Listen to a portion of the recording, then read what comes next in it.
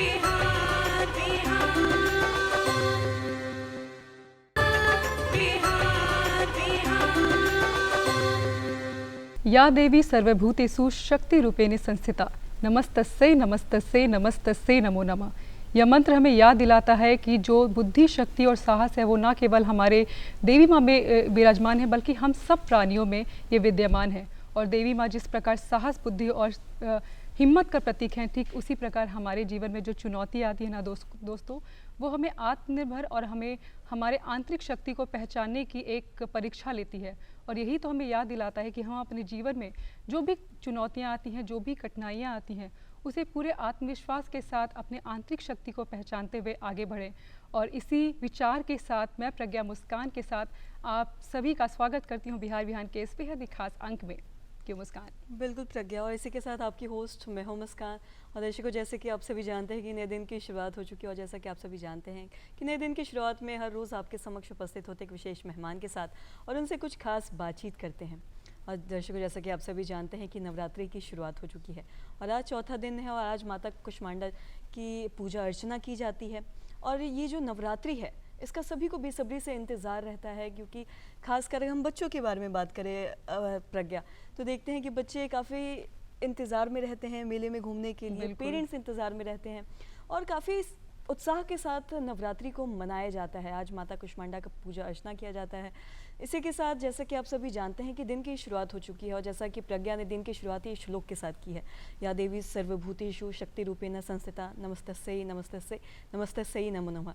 तो इसी मंत्र के साथ आज के दिन की और आज के कार्यक्रम की शुरुआत करते हैं। और कहते हैं ना कि दिन की शुरुआत एक अच्छे विचार, एक अच्छी सोच के साथ करें तो दिन काफ़ी अच्छा जाता है। तो आइए देखते हैं आज का अनमोल वचन आपके लिए क्या कुछ है।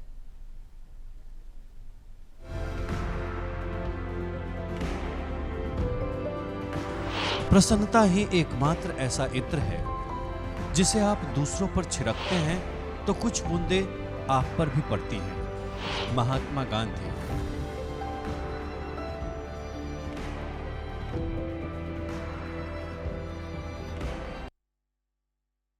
इसी के साथ दर्शकों, चलिए कार्यक्रम को आगे बढ़ाते हैं और स्वागत करते हैं आज के हमारे विशेष मेहमान का।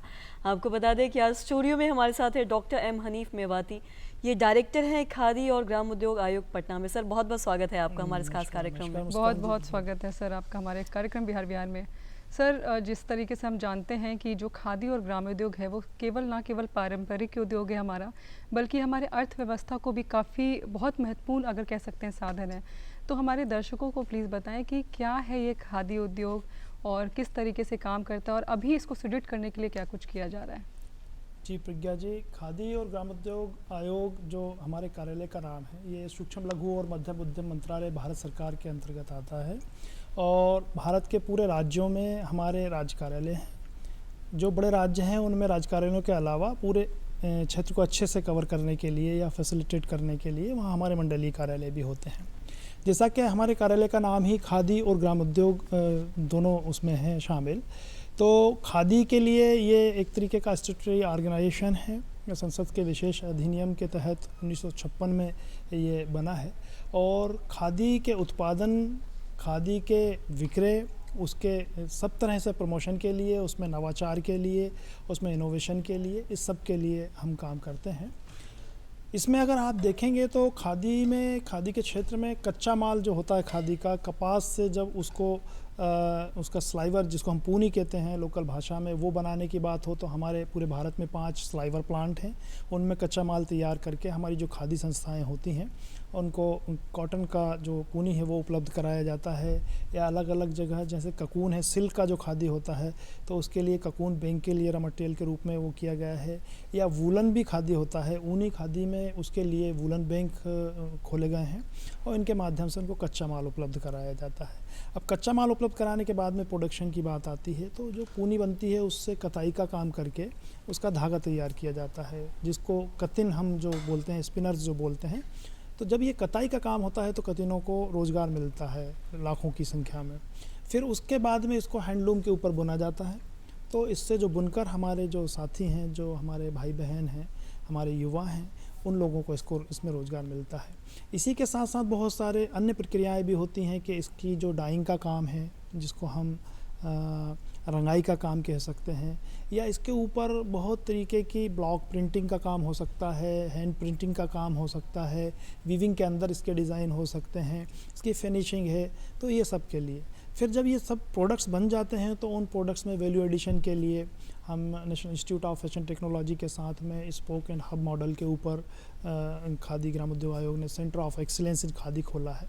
तो खादी एक पारंपरिक वस्त्र ही नहीं है बल्कि एक निश प्रोडक्ट ही बन गया है आज देश में और विदेश में। तो आप वेस्टर्न आउटफिट्स अगर आपको खादी में चाहिए तो वो आपको मिलेंगे, आपको एथनिक चाहिए तो वो भी आपको मिल जाएगा, क्लासिकल आपको चाहिए तो वो भी मिल जाएगा, और ट्रेडिशनल अगर आप आउटफिट्स चाहते हैं तो वो भी आपको मिल जाएंगे।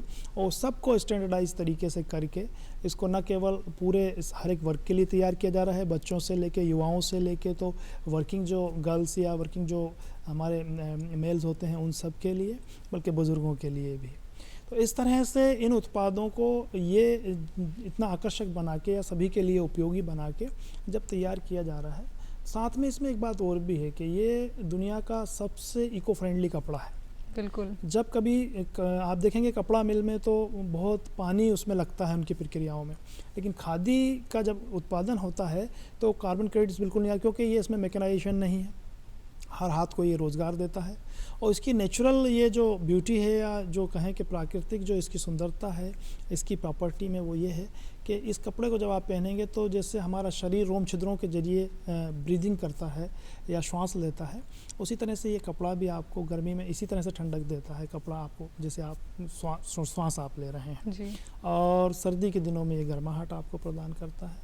तो अगर इसको देखें कि किस प्रकार से ये हमारी अर्थव्यवस्था में सहयोग कर रहा है, जो आपका मूल प्रश्न था, तो मैं आपको ये कहूँगा कि पिछले 10 वर्षों में खादी और ग्रामोद्योग की जो उत्पाद हैं, अभी पिछले वित्त वर्ष की अगर हम बात करें तो 1,55,000 करोड़ रुपए के खादी और ग्रामोद्योगों की बिक्री हुई थी। तो ये सबसे बड़ा, भारत का सबसे बड़ा एफएमसीजी सेक्टर में से एक के रूप में ये बन के उभरा है, और इसके ज़रिए लाखों हाथों को, लाखों लोगों को न केवल रोज़गार मिलते हैं बल्कि हमारे जो देश की विरासत है, जो खादी जो हमारी आज़ादी का भी एक टूल बनाया हुआ था हमारे बापूजी ने, महात्मा गांधी ने। तो अभी ये पूरा ये जो महीना है 2 अक्टूबर गांधी जयंती से लेके तो 31 अक्टूबर तक खादी और ग्रामोद्योग आयोग, हमारी जो 3000 जो हमारी खादी संस्थाएं हैं पूरे भारत में, बिहार में 100 से ज़्यादा खादी संस्थाएं हैं, उनके साथ मिलके, हमारे कतिनों और बुनकरों के साथ मिलके, कारीगरों के साथ मिलके, उन युवाओं के साथ मिलके हम एक खादी महोत्सव के रूप में खादी और ग्रामोद्योग आयोग इसको पूरे महीने मना रहा है, और जन जन तक इसकी विशेषताएं, इसकी उपयोगिता और इसका क्या योगदान है, कैसे इसको हम अपने जीवन में ला सकते हैं, स्वरोजगार के रूप में इसको अपना सकते हैं। बिल्कुल मेवाती जी, आप इतनी अच्छी बातें और इतनी अच्छी जानकारियाँ हमारे दर्शकों को दे रहे हैं, और जिस तरीके से खादी आज के ज़माने में, आज ट्रेंड के साथ काफ़ी अगर देखा जाए मुस्कान, तो आजकल तो खादी भी ट्रेंड में, और हम सबको खादी अपनाना चाहिए। सर, हम लोग खादी से जुड़े चीज़ों पे बातचीत कर रहे थे, और जब भी बात खादी की आती है तो हमें गांधी जी को हम नहीं भूल सकते हैं। उन्होंने कहा था कि खादी एक वस्त्र नहीं, एक विचार है। अगर हम खादी के मूल्यों पे अगर हम बात करें तो स्वदेशी अपनाओं के पहल पे अगर हम बात करें तो आज हम देखते हैं कि हर आम जन को ये कहा जाता है कि खादी अपनाएं, इससे हमारे देश भी अग्रसर होगा और आगे विकसित भारत की ओर। और साथ ही अगर मैं रोज़गार की तरफ अगर बात करूं तो इससे किस तरीके से लोगों को इसके माध्यम से रोज़गार मिल रहा है, इस बारे में भी आप विस्तार से कुछ बताएं। जी मुस्कान जी, बहुत बापू का जो विचार है कि खादी वस्त्र नहीं विचार है, ये जो बार बार कहा जाता है खादी के बारे में, ये इसलिए कहा जाता है कि खादी एक स्वदेशी जो उत्पाद हैं हमारे, उनके आंदोलनों से जुड़ा हुआ था। ये तो आज़ादी के पहले की बात है, लेकिन आज जब हमको आज़ादी मिल गई तो हमारे माननीय प्रधानमंत्री जी जब आत्मनिर्भर भारत की बात करते हैं, या वो एक सूत्र देते हैं कि हम स्वदेशी जितने भी हमारे उत्पाद हैं उनको ज़्यादा से ज़्यादा हमको अपनाना चाहिए, तो ये हमारी अर्थव्यवस्था को बढ़ावा देने वाली बात है, और साथ ही साथ हमारी विरासत को संरक्षण भी इससे मिलता है। खादी वस्त्र नहीं विचार के बारे में अगर हम बात करें तो खादी के उत्पादन में लगे हुए जो लोग हैं उनको जो इसमें प्रत्यक्ष या अप्रत्यक्ष रूप से जो रोज़गार मिलता है, ये विचार इसके पीछे है, और जो उनकी आत्मनिर्भरता को बढ़ाता है। या हमारे देश में कॉटन का उत्पादन होता है, उस कॉटन के उत्पादन में वैल्यू एडिशन करके उसकी पूनी बनाना, या उसमें वैल्यू एडिशन करके उसकी कताई करके उसका धागा बनाना, रेशा बनाना, और उसमें वैल्यू एडिशन करके उसको अच्छे रंग बिरंगे उसमें तैयार कर देना। देन उसके बाद में उसमें वैल्यू एडिशन करके उसमें हथकरघा के ऊपर उसमें वस्त्र के रूप में उसको बना देना, और उस वस्त्र में वैल्यू एडिशन करके किसी भी तरह के अटायर के रूप में उसको तैयार कर देना। इसमें कितने हाथों को रोज़गार मिलता है, इसमें बेचने वाला भी, इसको ट्रांसपोर्ट करने वाला भी, इसको बनाने वाला भी। तो ये विचार इसके पीछे छुपा हुआ है। और आज हम 140 करोड़ जब हम बात करते हैं हमारे देश की जनसंख्या की, उनको जब रोज़गार उपलब्ध कराने की बात है, तो इस तरह के स्वदेशी प्रोडक्ट्स जो हैं, जब इनके बाज़ार की हम बात करेंगे, इनको अपनाने की हम बात करेंगे, तो इसमें स्वरोजगार की एक बहुत बड़ा एक अवसर, एक अपॉर्चुनिटी इसमें छुपी हुई है। और उसी को उभार के ला के लाखों और करोड़ों लोगों को रोज़गार देने के माध्यम से ये माध्यम एक बनता है। मैं समझता हूँ कि इसको हमको इस तरह से समझना चाहिए कि ये विचार इस तरह से है। बिल्कुल सर, बिल्कुल सही कहा आपने कि स्वदेशी अपना करके ही हम अपने देश का विकास कर सकते हैं। और इसी पे मैं आगे बात करना चाहूँगी सर आपसे कि खादी उद्योग की अगर बात की जाए तो सरकार की तरफ से भी काफ़ी कुछ कदम उठाए जा रहे हैं, जिसमें प्रधानमंत्री रोजगार सृजन योजना भी है। तो ऐसे पहल से कैसे क्या प्रभाव पड़ता है, और आज के ज़माने में अगर देखा जाए तो क्या कुछ हो रहा है इस कदम से? बिल्कुल बिल्कुल प्रज्ञा जी, आपका जो प्रश्न है प्रधानमंत्री रोजगार सृजन कार्यक्रम, ये हमारा मिनिस्ट्री ऑफ एमएसएमई का खादी और ग्रामोद्योग, जिसमें राष्ट्रीय नोडल एजेंसी के रूप में काम करता है, एक फ्लैगशिप स्कीम है युवाओं के लिए। इसमें युवा अपना कोई भी उत्पादन इकाई यदि स्थापित करते हैं तो उनको इसके नियमों के तहत और पात्रता के तहत 35% तक इसमें अनुदान उनको मिलता है। या वो अगर सेवा इकाई स्थापित करते हैं तो 20 लाख रुपए तक की जो परियोजना लागत है उस पे उनको 35% तक अनुदान इसमें मिलता है। आज हम बिहार की अगर बात करें तो बिहार में जब से ये योजना प्रारंभ हुई है तो लगभग 4,500 करोड़ रुपए की सब्सिडी इसमें दी जा चुकी है, और उससे काफ़ी लगभग प्रत्यक्ष अप्रत्यक्ष रूप से उसमें 3 लाख से ज़्यादा लोगों को उसमें रोज़गार उसमें मिला है। क्योंकि एक इकाई जब लगती है तो उस एक इकाई में 7-8 लोगों को रोज़गार भी मिलता है।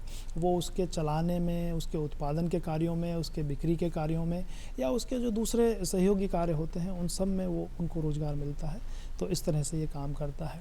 प्रधानमंत्री रोजगार सृजन कार्यक्रम में यदि हमारे युवा आवेदन करना चाहें तो PMEGP का हमारा ऑनलाइन पोर्टल है, वो जाके पोर्टल के ऊपर और वहाँ क्षेत्रीय भाषाओं में, हिंदी, अंग्रेजी में भी वहाँ पे एक 5 मिनट का वीडियो ट्यूटोरियल उनको मिल जाएगा। वो देख के वो समझ सकते हैं, और इसके लिए किसी कार्यालय में उनको जाने की आवश्यकता नहीं है। बिहार में अगर आप देखेंगे तो बिहार में गत 3 वर्षों का ही अगर मैं आंकड़ा आपको पेश करूं तो जो हमारे इसके लिए जो लक्ष्य हमने निर्धारित किए हैं उन लक्ष्यों को कहीं पार कर दिया है हमने। लक्ष्य का 1.5 गुना और 2 गुना तक भी हमने इसमें उपलब्धि अर्जित की है, और बहुत अच्छे से बिहार के जो युवा हैं उसमें, और पूरे भारत के युवा हैं जो इसमें इसके माध्यम से स्वरोजगार प्राप्त और साथ ही हम लोग खादी की बात कर रहे हैं। अगर हम स्किल डेवलपमेंट के बारे में बात करें तो हम सभी जानते हैं कि स्किल किसी भी क्षेत्र में बहुत ज़रूरी है आगे जाने के लिए। अगर हम खादी की बात करें तो जो भी कारीगर हैं इसमें काम करते हैं उनके लिए भी स्किल्स होना बहुत ज़रूरी है। अगर हम इसी को लेकर बात करें तो किस तरीके से विकसित भारत की ओर ये हमें गति दे रहा है, आपसे जानना चाहेंगे। बिल्कुल, देखिए जैसा मैंने कहा कि खादी और ग्रामोद्योग आयोग जो हमारा कार्यालय है वो एक तरह का एक कंप्लीट इकोसिस्टम मुस्कान जी इसके लिए उपलब्ध कराता है। कि कच्चे माल के बारे में मैंने पूनी प्लांट्स के बारे में आपको बताया था, उसके उत्पादन प्रक्रिया के बारे में मैंने आपको बताया था, तो फंड्स के बारे में मैंने आपको बता दिया कि जब आपके पास में एक रोज़गार का कोई एक अपॉर्चुनिटी है तो उसके लिए आपको, अब बाज़ार की अगर हम बात करें तो बाज़ार भी खादी और ग्रामोद्योग आयोग उपलब्ध कराता है। स्किल की जो आपने बात की, हमारे पूरे भारत में बहुत सारे जो मल्टी डिसिप्लिनरी ट्रेनिंग सेंटर्स भी हैं खादी और ग्रामोद्योग आयोग के स्वयं के अपने, जो डिपार्टमेंटल ट्रेनिंग सेंटर्स कहलाते हैं। पटना में भी यहाँ डॉक्टर राजेंद्र प्रसाद बहुउद्योगी प्रशिक्षण केंद्र है हमारे खादी और ग्रामोद्योग आयोग के राज कार्यालय के कैंपस में ही। उसमें अनेक तरह के स्किल डेवलपमेंट प्रोग्राम्स हम चलाते हैं, जिसमें खादी की जो अलग अलग प्रक्रियाएं हैं उन सब के साथ भी दूसरे भी जो जॉब ओरिएंटेड या सेल्फ एम्प्लॉयमेंट के ऊपर बेस्ड जो बहुत सारे ट्रेनिंग कोर्सेज़ हैं उन कोर्सेज़ को वहाँ पे चलाया जाता है। एंटरप्रेन्योरशिप डेवलपमेंट प्रोग्राम जिसको हम कहते हैं उद्यमिता विकास कार्यक्रम, वो वहाँ पे चलाए जाते हैं। हमारी एक और योजना है ग्रामोद्योग विकास योजना। ग्रामोद्योग विकास योजना में अलग अलग विधाओं में हम उनको जो आवेदक होते हैं या जो हमारे लाभुक होते हैं वो उनको हम प्रशिक्षण देते हैं, और प्रशिक्षण देने के बाद में उनको उसकी मशीन या टूल किट भी उनको उपलब्ध कराते हैं। और ये सारी चीज़ों के बाद में, ये सारे स्किल्स उनको देने के बाद में जब उनके उत्पाद बनते हैं, चाहे खादी के हों, चाहे ग्रामोद्योगी उत्पाद हों, या ग्रामोद्योग विकास योजना के उत्पाद हों, या प्रज्ञा जी ने जो प्रश्न किया था कि प्रधानमंत्री रोजगार सृजन कार्यक्रम, तो उसके जो लाभुक होते हैं, अपनी इकाई स्थापित करके उद्यमी बनते हैं, इन सब उत्पादों को बेचने के लिए हमारे डिपार्टमेंटल सेल्स आउटलेट्स भी हैं। यानी कि कच्चे माल से लेके, तकनीकी से लेके, फंड उपलब्ध कराने से लेके, प्रशिक्षण उपलब्ध कराने से लेके, उनको बाजार उपलब्ध कराना है या ऑनलाइन उनको बाजार उपलब्ध कराना है उनके उत्पादों को। उसके लिए हम राज्य स्तरीय या राष्ट्रीय स्तरीय एवं अंतर्राष्ट्रीय लेवल पे भी उनके लिए प्रदर्शनियाँ आयोजित की जाती हैं। इंडिया इंटरनेशनल ट्रेड फेयर में उनको भेजा जाता है, वहाँ वो बायर सेलर्स के साथ में मीटिंग कर सकते हैं, अपने उत्पादों को बेच सकते हैं। तो ऐसे लाइक जो भी हमारे स्वरोजगार के जो इच्छुक लोग हैं, वो खादी और ग्रामोद्योग आयोग के माध्यम से एक कंप्लीट सॉल्यूशन, उनको एक वन स्टॉप सॉल्यूशन के रूप में यहाँ पे एक अवसर बिल्कुल उपलब्ध सर, कराया। इसी पे आगे जानना चाहूँगे। हम खादी की बात कर रहे हैं, हम ग्रामोद्योग उद्योग की बात कर रहे हैं, इसमें महिला के बारे में तो पूछना बिल्कुल ज़रूरी है। तो हमारे प्रधानमंत्री या सरकार की तरफ से काफ़ी कुछ किया जा रहा है महिलाओं को सशक्त करने के लिए, तो इस क्षेत्र में क्या कुछ हो रहा है महिलाओं के लिए? देखिए, खादी में जितनी कतिन जो हमारे होते हैं या बुनकर होते हैं, उसमें बहुत बड़ा हिस्सा, मैं समझता हूँ 50% से भी ज़्यादा हिस्सा महिलाओं का है। जी। और जो हमारी दूसरी योजना है, ग्रामोद्योग विकास योजना या प्रधानमंत्री रोजगार सृजन कार्यक्रम, तो इसमें भी महिलाओं को वो आती हैं, आवेदन करती हैं, अपनी इकाइयाँ लगाती हैं। बिहार की मैं बताता हूँ, एक इकाई ऐसी भी है जो कच्ची घानी का तेल उत्पादन करते हैं, वो हमारे पैरामिलिट्री फोर्सेस को वो सप्लाई करते हैं। तो आप समझिए कि महिलाएं भी बढ़ चढ़ के, कंधे से कंधा मिला के, जैसे दूसरे क्षेत्रों में देश में अपना योगदान दे रही हैं या उनको बराबर से अवसर उनको उपलब्ध हैं, वैसे ही खादी और ग्रामोद्योग आयोग की जितनी भी योजना है उनमें भी महिलाएं बढ़ चढ़ के भाग ले रही हैं और बराबर से उनको भी बहुत सारे अवसर प्राप्त हैं। जी बिल्कुल सर, आपने इतनी अच्छी जानकारी दी और आपने खादी के बारे में और ग्रामोद्योग के बारे में, मुस्कान, हमारे दर्शकों को काफ़ी कुछ फ़ायदा होगा, हमें उम्मीद है। और सर, हमारे इस स्टूडियो में आने के लिए, बिहार विहान के परिवार में इस अंक में आने के लिए आपका बहुत शुक्रिया। नहीं, मैं तो और साथ ही दूरदर्शन सर, क्या कुछ मैसेज भी आप देना चाहेंगे हमारे दर्शकों को बिल्कुल खादी को मैं अपनाने तो को लेके? जी मुस्कान, बहुत सबसे अच्छा यही है कि आज बिहार विहान में मुझे दूरदर्शन ने ये मौका दिया कि खादी और ग्रामोद्योग आयोग की योजनाओं की संक्षिप्त जानकारी मैं आपको दूं। खादी और ग्रामोद्योग आयोग की योजनाओं से जुड़ने के लिए kvic.gov.in वेबसाइट पे आप जब जाएंगे तो वहाँ पे सारी योजनाएं हमारी आपको मिल जाएंगी, और अधिकतर योजनाओं में लाभुक बनने के लिए, उनका फ़ायदा उठाने के लिए आप ऑनलाइन लाभ उठा सकते हैं। दूसरा, संदेश की बात मुस्कान ने जो कही, तो मैं संदेश देना चाहूँगा, हम 140 करोड़ लोग अगर स्वरोजगार को अपनाएंगे, ग्रामोद्योगी क्षेत्र में, खादी के क्षेत्र में या किसी और दूसरे क्षेत्र में कौशल के माध्यम से जो चर्चाएं आज हमारे कार्यक्रम में हुई हैं, तो न केवल हम अपने रोजगार को स्थापित कर पाएंगे, दूसरे लोगों को भी रोजगार देके हम अपने मालिक बन पाएंगे। तो मैं आपको उद्यमिता अपनाने के लिए और स्वरोजगार अपनाने के लिए इस मंच से आह्वान करता हूं, और योजनाओं का ज़्यादा से ज़्यादा लाभ उठाने के लिए मैं चाहूँगा कि आप लोग प्रेरित हों। बिल्कुल sir, thank you so much, इतनी अच्छी आपने मैसेज दिया हमारे दर्शकों को। आपका हमारे स्टूडियो में आने के लिए धन्यवाद सर। धन्यवाद प्रज्ञा जी, मुस्कान जी, बहुत बहुत शुक्रिया।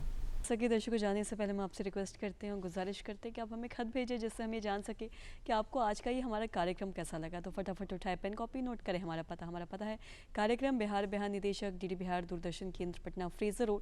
साथ ही साथ हमारा पिन कोड है 800001 और हमारा ईमेल ID है director.ddkpatna@gmail.com।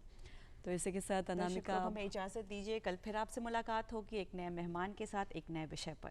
Thank you for joining us. नमस्कार।